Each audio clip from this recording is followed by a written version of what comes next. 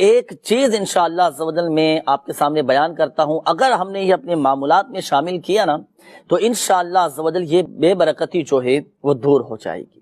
اور الحمدللہ عز و جل ہمارے کام میں، ہمارے وقت میں، ہمارے رزق میں، ہمارے مال میں، جو بھی ہمارا ذریعہ معاش ہے، الحمدللہ عز و جل اللہ پاک کی رحمت سے اس میں برکت رہے گی، اور ایسی برکت رہے گی کہ آپ دوسروں کی مدد کرنے والے بن جائیں گے انشاءاللہ۔ وہ عمل کیا تھا؟ ایک واقعہ سنیے۔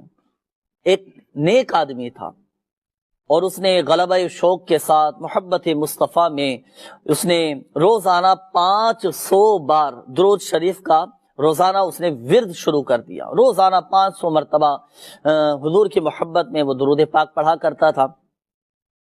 تو اس کی برکت سے اللہ تبارک و تعالی نے اس کو ایسا غنی کر دیا، ایسا غنی کر دیا، اور ایسی جگہ سے اس کو رزق عطا فرمایا کہ اسے پتہ بھی نہ چل سکا، حالانکہ اس سے پہلے وہ بہت زیادہ مفلس اور حاجت مند تھا۔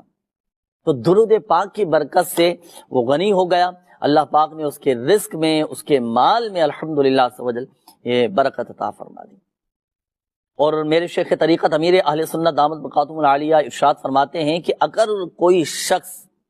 یہ مذکورہ تعداد میں یعنی 500 مرتبہ درود پاک کا ورد کرے اور تنگ دستی کے، بے برکتی کے اسباب سے بچتے ہوئے اس سے نجات کے حل بھی اپنائے تو انشاءاللہ عز و جل کرم ہوگا، اس کے رزق میں برکت رہے گی۔